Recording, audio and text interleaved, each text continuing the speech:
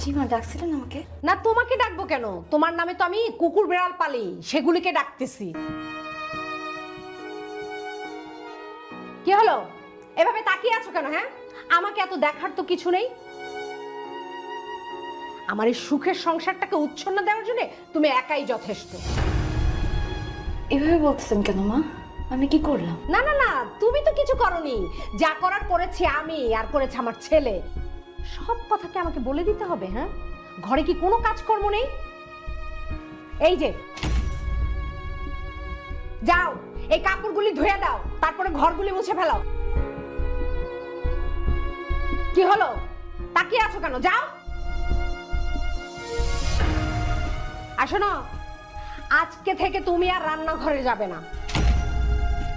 কোনো রান্না বান্নায় তুমি হাত দিবে না। তোমার মতো একটা বাজামের হাত